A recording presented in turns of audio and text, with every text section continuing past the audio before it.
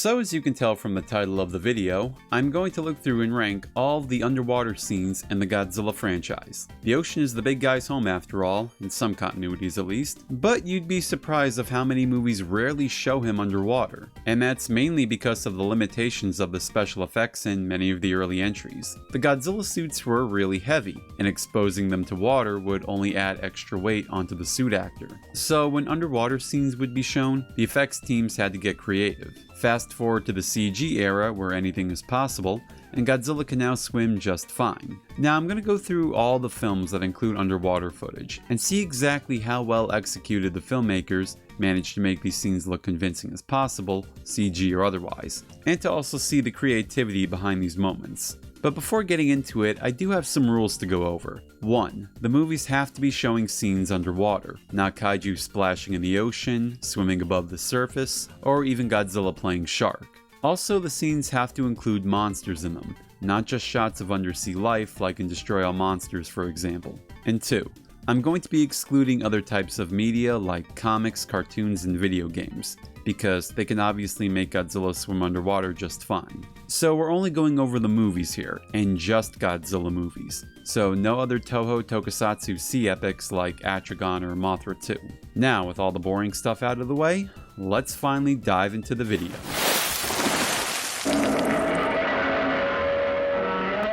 Yeah, we're going to be going in order here, so of course we have to start with the original. In this movie, Godzilla is shown on land for most of the time, but the final scene of the film does show him underwater, when the cast of characters are bringing an advanced weapon, the Oxygen Destroyer, into play to see if they can vanquish the Kaiju, who at this moment is lying under the sea, and he seems pretty cozy at that. For a series that doesn't have many underwater moments, at least in the movies, it amazes me how well executed the very first movie manages to create a very convincing underwater scene, though there is a lot of trickery behind it. For one, this moment uses real underwater footage with the divers, selling us, the audience, the fact that we're actually viewing underwater footage. And it's the scenes with the divers that help glue the other pieces into place. Those other pieces being the shots with Godzilla. When we do see bits of Godzilla, the film smartly doesn't linger on him for too long and quickly cuts back to the divers, or the passengers on the ship. The shots with the big G aren't actually filmed in water, but the clever editing and lighting do sell, at least in my opinion, a well-crafted underwater scene. There's also a nice detail here, that being the fish you see swimming around Godzilla in one shot, adding more to the believability that we're on the ocean floor. It also helps that this movie is filmed in black and white to help mask things up a bit. This scene is brimming with creative juices, and I can't help but give it an A for a solid effort, and for creating a fantastic moment all around with the conclusion of the original film. Believe it or not, we wouldn't get another underwater moment until the 7th entry of the series, that being Ebirah, Horror of the Deep, or Godzilla vs. the Sea Monster, whichever you want to call it by. Since the antagonist kaiju of this movie is always in water, it was inevitable that an undersea battle was likely to happen, and it does happen, twice in fact. We do see a few shots of the monsters actually diving in the water, and to my surprise, the fight sequences are actually taking place underwater. These moments were done at Toho Studios' big pool, where they normally film a lot of their effect shots near a large body of water. The suit actors had to perform underwater while wearing their suits for the movie, but they also had aqua lungs on them to help them breathe. Considering the costumes were still very heavy, this was a very dangerous task. But I gotta give a lot of credit to them for going the extra mile to even do such a thing. To help add to the aquatic effect, these scenes were also filmed in front of aquarium glass, and the added visual effects like the light shining down are a nice touch to really string together a decent underwater kaiju fight. I wish there could have been some more bubbles coming out of Godzilla's mouth when he roared, and due to the limitations on even getting the scene to happen, the fighting bits aren't all that special. Still, a very impressive underwater moment, and I'm gonna give this one a B. Some of the footage used in this movie would be recycled for a later entry, All Monsters Attack. So I'm not gonna count that, as it's basically the same thing. So let's jump right ahead to the next film. While this movie doesn't have any scenes of Godzilla underwater, there are a few brief moments in the beginning that show his opponent Hedora swimming around. The water parts borrow a trick used in the first movie, to which features an actual person swimming and the monster parts being shot separately. But in the context of the scene, it looks as though the two shots are occurring in real time to each other. This underwater shot of Hedora does have an eerie vibe to it, with the smog monster swimming around this dark, lonely area, with the gloomy colors only aiding in making the red eyes sticking out from the scenery. There's also a few bits with it swimming around near the surface, and they look fine. These moments don't really have the visual direction as in Ebirah, since in reality we're only looking at a prop being tugged forward. But what little is here isn't that bad. I'm giving this one a D+. This is another movie that doesn't show Godzilla underwater, but it does show another one of his foes, that being Titanosaurus. Being an aquatic creature, the filmmakers took full advantage of showing the beast living undersea, showcasing a lot of scenes underwater, including a bit in the beginning where we see a sub searching for Mechagodzilla's remains, but instead come across the mighty Titanosaurus. Titanosaurus was portrayed by both a suit actor and a mechanical model for the swimming bits. The model prop apparently could also open and close both its mouth and tail fin, though that's never really shown off in the film, or at least I couldn't spot it doing so. Titanosaurus can conjure up whirlpools with its tail, and we see a nice shot of that in action during the start of the movie. Following that, we see an incredible view shot of the beast standing under the dark depths with tons of details being added, like the roar being muffled, the bubbles surrounding it, the mist exiting its mouth. It's all really cool stuff. The second time the movie goes underwater, it's a little bit underwhelming compared to the first attack. All the added details from before are not on display here. There's a cool shot where we see the kaiju through a window, but overall the underwater effect is pretty minimal here, with both the sub and kaiju just floating around this blue void, with no other sea life, no bubbles, no nothing. And because one of the characters in the sub is one of our protagonists, his plot armor prevents Titanosaurus from doing anything cool underwater that could harm him. Overall, I'll give these underwater scenes a B-.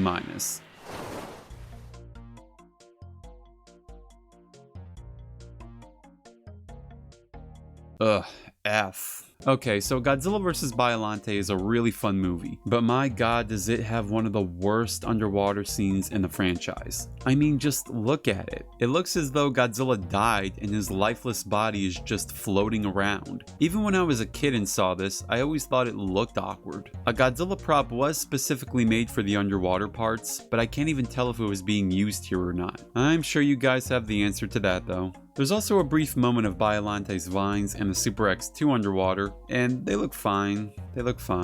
Still, I'm sticking with my thoughts and going with an F.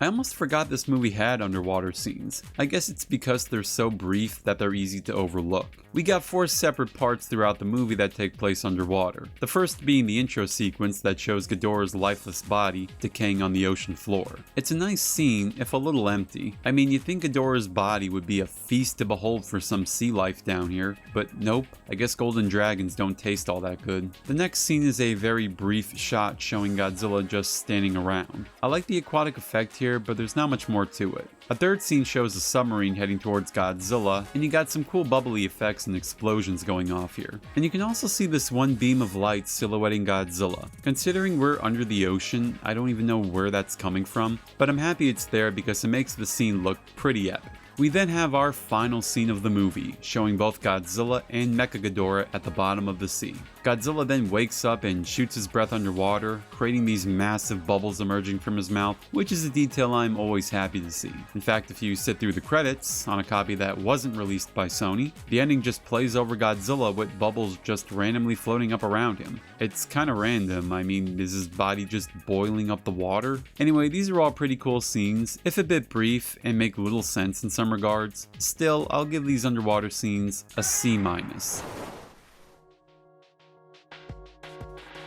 So in this movie, we finally get our second underwater battle, this time between Godzilla and newcomer kaiju, Batra. But before that, there's the intro scene of the movie that shows another underwater shot of Godzilla. just standing around roaring with the bubbles surrounding him. And because this movie takes place after Godzilla vs. King Ghidorah, it'd be funny to think that he was still standing there all this time from the credits of the last movie to the intro of this one. I know that didn't happen, but it's a funny thought. Anyway, one of the highlights of this movie is the underwater battle with Godzilla and Batra. Unlike in Ebida, the fighting is really ramped up here. We even see Godzilla do that classic tail slam move, to which he picks a kaiju up and slams him down. I even like how the micro bubbles kind of shift themselves as Godzilla's performing this move. Godzilla can even use his atomic breath here, which I believe is the first time we actually see it in full force underwater here. You know, aside from that brief glimpse we saw at the end of the last movie. Also, this fight is so intense that an undersea volcano opens up during the battle and consumes both kaiju. We see later on they're both alright, but that is one hell of a way to end a confrontation. It is quite hard to tell what is going on at times, and that's all due in part to the sheer amount of bubbles just flying all over the screen. And you can even tell they're just being overlaid on the footage in many shots. Still, this is an awesome underwater fight, so I at least have to give it a B-. Now, Godzilla vs. Space Godzilla only has one small shot of the Big G underwater that plays at the very beginning of the film, and it's just copying the same shot we saw in Godzilla and Mothra. I even thought they just recycled the footage, but apparently it's an all new scene. I'm actually not going to rank this moment because not only is it very brief, but we've practically already seen this, so it's nothing new. We finally made it to Godzilla's first American reboot, where the king of the monsters was brought to life as a CGI creature. And because of that, the effects team can make Godzilla do things he never could before, like showing Godzilla swim, naturally swim. Now, due to this Godzilla's iguana-ish nature, it's no surprise he can swim like some modern-day reptiles. I can even compare a shot of one of them from the intro of this movie. Swimming aside, the fight with the submarines is entertaining, even if Godzilla is more so swimming away than he is fighting back. And look, fish! It may be for one shot, but it's nice to see other sea life swimming around, and that's kind of one of the things that's really lacking in most of these entries, is that fish and other sea life are almost never shown. I mean, you think with the ocean housing tons of sea life, you'd think we'd see them every once in a while. Even the first movie showed them. Anyway, I'll give this one a B. For its entertainment and to how it finally shows Godzilla swimming naturally, you know, despite the design. After the backlash with the American reboot, Toho made the decision to keep cranking more Godzilla movies out, starting with Godzilla 2000. And in the film, there's a brief moment that shows Godzilla swimming. However, the effect looks like something you'd see in a video game around this time. Japan was still getting used to working with CGI, and to give credit where it's due, it's not a bad attempt. I do like the reddish microbubbles coming out of Godzilla's mouth when he roars, and I also like how the roar is being muffled under the water. But again, it just looks really lifeless down here. With this whole moment being CG, they could have thrown in some fish swimming around. I'll give this one a C.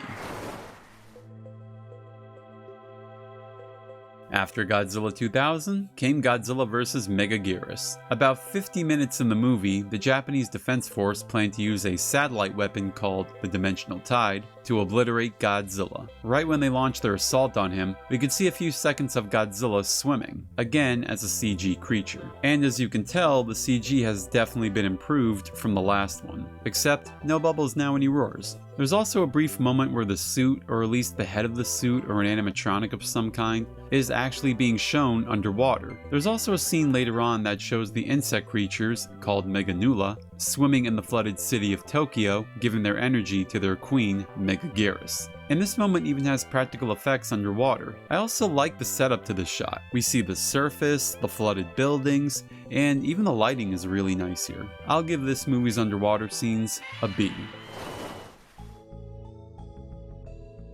Well, after Megaguirus came this long mouthful of a title, to which most people abbreviate as GMK. Unlike the last entries, there's a lot more going on here than just a brief underwater shot. First, there's the eerie underwater scene. In the beginning, we see military submarines called the Satsuma being deployed to find a missing American submarine. They do end up finding the sub, or at least what remains of it, before a huge thing of smoke flies in and takes one of the subs out. and in it we see a brief shot of Godzilla's dorsal plates lighting up behind some rocks. Later during the climactic battle between Godzilla and Ghidorah, the fight between the giants goes from land to sea, and in one small shot we see Godzilla again as a CGI creature. It's nice to see this effect get better as the years went along. When the two kaiju continue their brawl, the suits are used again, and even the submarines get in on the action. I like how this is the first time, at least in the movie series, to which the bottom of the ocean feels ominous and unsettling. And it's very appropriate for this film, which takes more of a darker route than its last two predecessors. It's also interesting that in one moment we see Godzilla's back light up while he's swimming, something that wouldn't be seen again until a later entry on this list. I said it before and I'll say it again. I love the little details like the fish swimming around, the microbubbles flowing all over the place, and all the little details under the sea, making the ocean actually feel lively.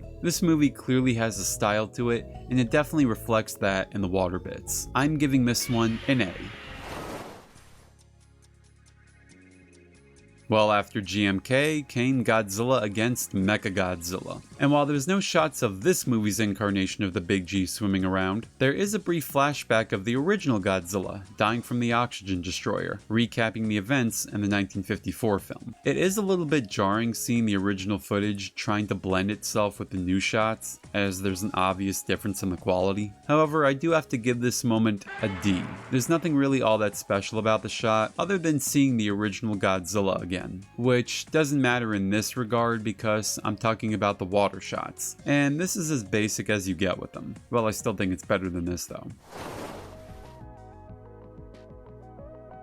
Well, after Godzilla against Mechagodzilla came its sequel, Tokyo SOS, which has quite a few underwater scenes, like right in the beginning where we see the Big G resting, only to later attack a passing submarine. This shot switches back and forth between CG and suit. The effect isn't too seamless, and at times I can't really tell what I'm looking at, but I still like this moment, especially the shot where we see Godzilla wrap his arm around the sub, and that close-up of him biting it, which has a bit of an eerie feeling to it given the blank expression he gives off. About a half hour in the film, Godzilla is battling military ships, and in one sequence we see a shot of him swimming underwater. I like the swimming motion they gave him here. The past few times we saw him swimming, he would just kind of be floating in a straight line, whereas now they gave him this up and down motion. Finally, in this movie's ending, where Kiryu submerges himself with Godzilla, with the two descending down into the black void. Now, one of the things about this movie's underwater scenes is that they feel very empty. We see no fish or really anything underwater. Aside from the intro scene, we don't even see the ocean floor.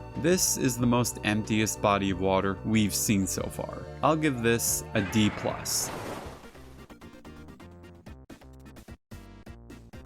Godzilla Final Wars was made as the 50th anniversary Grand Slam special for the Kaiju King, and while there's no scenes of Godzilla underwater, we do see another monster under the depths right in the beginning of the film, with the serpent kaiju Manda fighting the battle cruiser known as the Gotengo. This moment was a reference to the film Atragon, to which had a short scuffle between that movie's Manda and Gotengo. It's a little more intense with this version's fight, with the battle even hovering over an undersea volcano. The action is nearly non-stop to the end of the fight, where we see the Gotengo transform the serpent into a giant ice sculpture. Manda was brought to life here as both a prop in some shots and as a CG monster in others, same with the Gotengo. And because the two were practically made for underwater, it makes the fighting a lot more fast-paced than others. Overall, I really like this moment and the creativity behind it. It's a very standout underwater battle in the franchise. I'm giving this one an A. Godzilla King of the Monsters has a decent amount of underwater scenes, but like my rules stated earlier, we're only looking at the scenes with the monsters. And Godzilla's grand entrance in this movie, not counting the beginning bit, is both an awesome and eerie way to reveal him back into the story of the Monsterverse. This time showcasing an ability he didn't use the first time around, having his energy glow as backup as a way to intimidate a wandering foe, creating this very iconic scene from the movie. I also like how you can see a school of fish just swimming by in one shot. It's a nice small detail that doesn't draw attention to itself. Later on, we see a short underwater battle between both Godzilla and Ghidorah, and there's a nice transition to where it goes from underwater to above it when Godzilla bites off a Ghidorah head. And though it's above the water, we do see some shots where you can see the silhouettes of both the Titans underwater, whenever light is being projected under them. Now, it's a little unfair to compare this movie's effects on the same level as the earlier entries, because there is a big jump in quality with the effects, but it's hard for me not to give this movie an A. There's a lot of amazing shots and details on display, and while I won't be counting it here, there's also that incredible scenery of the ancient ruins. This movie overall just has a lot of good cinematography to it.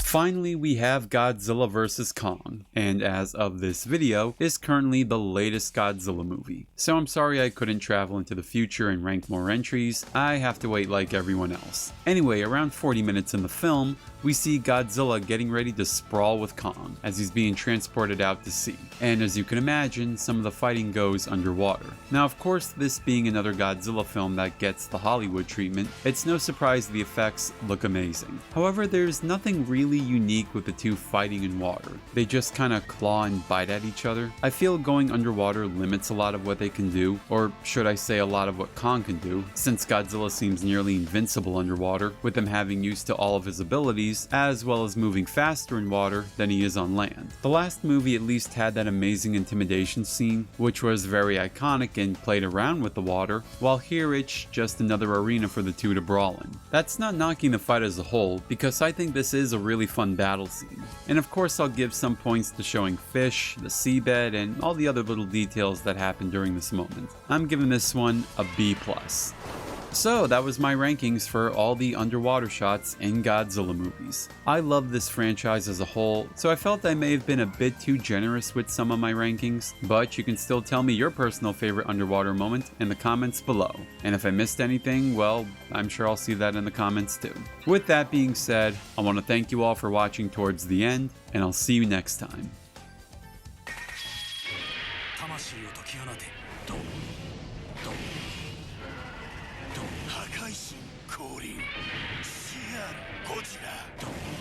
Godzilla ならやってくれる。